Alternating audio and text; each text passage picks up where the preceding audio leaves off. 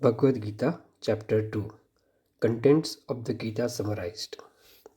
Sanjay said, seeing Arjuna full of compassion, his mind depressed, his eyes full of tears, Madhusudana, Krishna spoke the following words. The Supreme Personality of Godhead said, my dear Arjuna, how have these impurities come upon you? They are not at all befitting a man who knows the value of life. They lead not to higher planets but to infamy. O son of Partha, do not yield to this degrading impotence. It does not become you. Give up such petty weakness of heart and arise, O chastiser of the enemy. Arjuna said, O killer of enemies, O killer of Madhu, how can I counter-attack with arrows in the battle men like Bhishma and Drona, who are worthy of my worship? It would be better to live in this world by begging than to live in the cost of lives of great souls who are my teachers. Even though desiring worldly gain, they are superiors. If they are killed, everything we enjoy will be tainted with blood.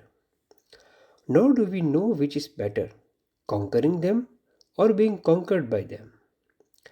If we kill the son of Dhritarashtra, we should not care to live. Yet they are now standing before us on the battlefield.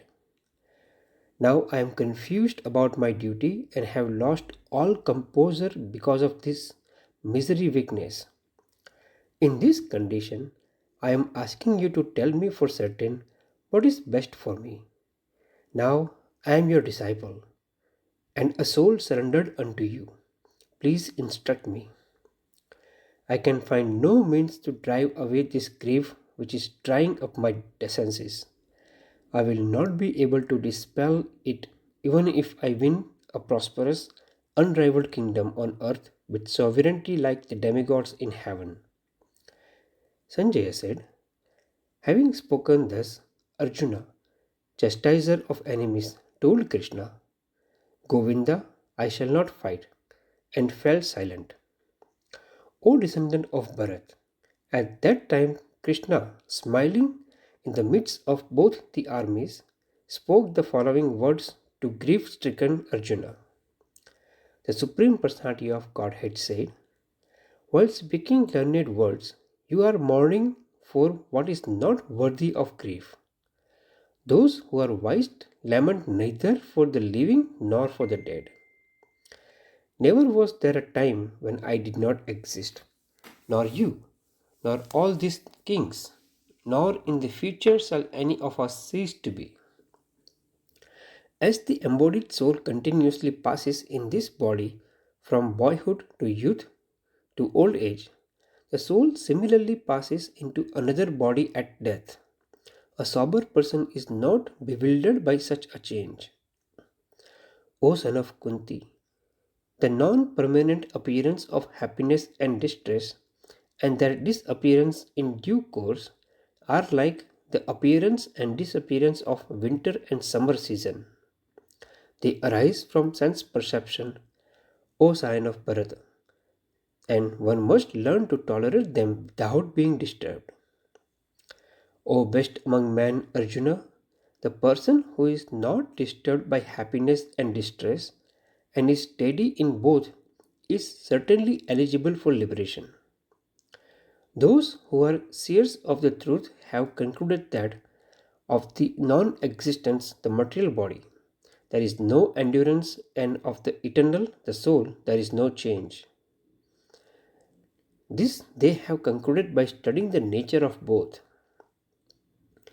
That which pervades the entire body you should know to be indestructible. No one is able to destroy that imperishable soul.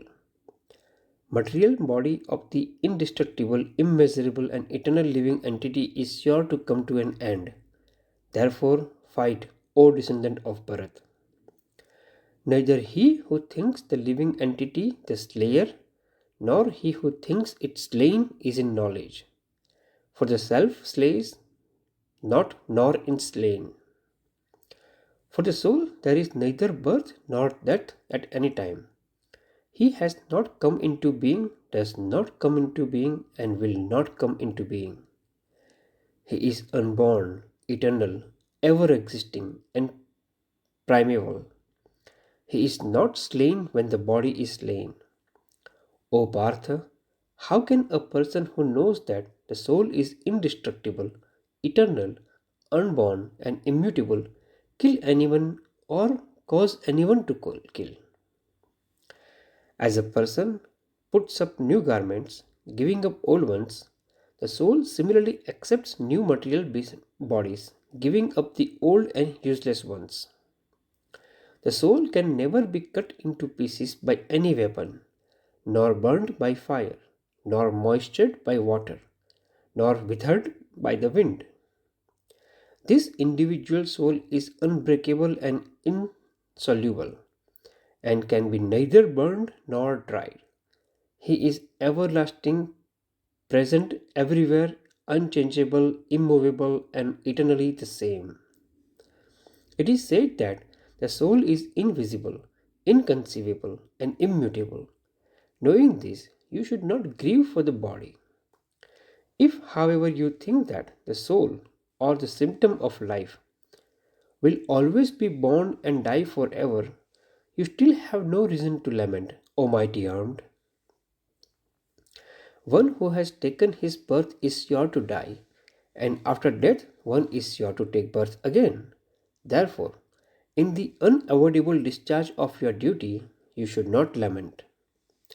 All created beings are unmanifest in the beginning, manifest in the interim state, and unmanifest in again when annihilated. So, what is the need there for lamentation? Some look on the soul as amazing, some describe him as amazing, and some hear of him as amazing, while others, even after hearing about him, cannot understand him at all. O descendant of Bharat,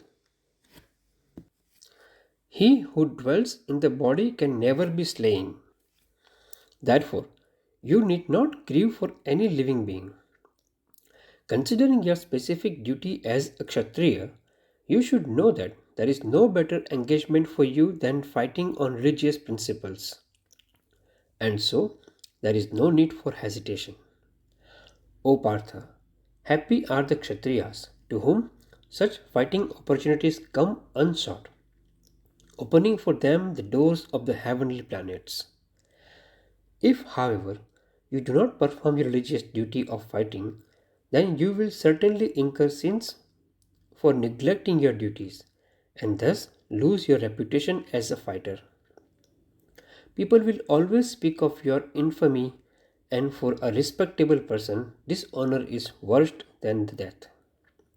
The great generals who have highly esteemed your name and fame will think that you have left the battlefield out of fear only, and thus they will consider you insignificant. Your enemies will describe you in many unkind words and scorn your ability. What could be more painful for you, O son of Kunti? Either you will be killed on the battlefield or attain the heavenly planets, or you will conquer and enjoy the earthly kingdom. Therefore, get up with determination and fight. Do thou fight for the sake of fighting, without considering happiness or distress, loss or gain, victory or defeat, and by so doing you shall never incur sin.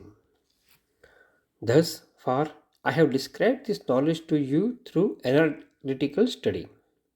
Now listen as I explain it in terms of working without fruitive results. O son of Partha, when you act in such knowledge, you can free yourself from the bondage of works. In this endeavor, there is no loss or diminution, and a little advancement on this path can protect one from the most dangerous type of fear. Those who are on this path are resolute in purpose, and their aim is one. O beloved child of Kurus, the intelligence of those who are irresolute is many branched. Men of small knowledge are very much attached to the flowery words of Vedas, which recommended various fruitive activities for elevation to heavenly planets, resultant good birth, power, and so forth. Being desirous of sense gratification and opulent life, they say that there is nothing more than this. In the minds of those who are too attached to sense enjoyment and material opulence, and who are bewildered by such things, the resolute determination for devotional service to the Supreme Lord does not take place. The Vedas deal mainly with the subject of the three modes of material nature. O Arjuna, become transcendental to these three modes. Be free from all dualities and from all anxieties for gain and safety, and be established in the self. All purposes served by a small well can at once be served by great reservoir of water. Similarly, all the purpose of the Vedas can be served to one who knows the purpose behind them. You have a right to perform your prescribed duty, but you are not entitled to the fruits of action. Never consider yourself the cause of the results of your activities, and never be attached to not doing your duty. Perform your duty equipoised, O Arjuna, abandoning all attachment to success or failure. Such equanimity is called yoga. O Dhananjay, keep all abominable activities far distant by devotional service, and is in that consciousness surrender unto the Lord. Those who want to enjoy the fruits of their work are misers. A man engaged in devotional service rids himself of both good and bad reactions even in this life. Therefore, strive for yoga, which is the art of all work. By thus engaging in devotional service to the Lord, great sages or devotees free themselves from the results of work in the material nature. In this way, they become free from the cycle of birth and death and attain the state beyond all miseries by going back to Godhead. When your intelligence has passed out of the dense forest of delusion, you shall become indifferent to all that has been heard and all that is to be heard. When your mind is no longer disturbed by the flowery language of Vedas, and when it remains fixed in the trance of realization, then you will have attained the divine consciousness. Arjuna said, O Krishna, what are the symptoms of one whose consciousness is thus merged in transcendence? How does he speak? And what is his language? How does he sit? And how does he walk? The Supreme Personality of Godhead said, O Partha, when a man gives up all varieties of desire for sense gratification, which arise from the mental concussion, and when his mind, thus purified, finds satisfaction in the self alone, then he is said to be in pure transcendence consciousness. One who is not disturbed in mind even amidst the threefold miseries or elevated when there is happiness, and who is free from attachment, fear, and anger, is called sage of steady mind. In the material world, one who is unaffected by whatever good or evil he may obtain, neither praising it nor despising it, is firmly fixed in perfect knowledge. One who is able to withdraw his senses from these sense objects, as the tortoise draws his limbs within the shell, is firmly fixed in perfect consciousness. Though the embodied soul may be restricted from sense enjoyment, the taste of sense object remains. But ceasing such engagement by experiencing a higher taste, he is fixed in consciousness. The senses are so strong and impetuous, O Arjuna, that they forcibly carry away the mind even of a man of discrimination who is endeavoring to control them. One who restrains his senses, keeping them under full control, and fixes his consciousness upon me, is known as a man of steady intelligence. While contemplating the objects of the senses, a person develops attachment for them, and from such attachment, lust develops, and from the lust, anger arises. From anger, complete delusion arises, and from delusion, bewilderment of memory. When memory is bewildered, intelligence is lost, and when intelligence is lost, one falls down again into material pool. But a person free from all attachment and aversion and able to control his senses through regulative principles of freedom can obtain the complete mercy of the Lord. For one thus satisfied in Krishna consciousness, the threefold miseries of material existence exist no longer. In such satisfied consciousness, one's intelligence is soon well established.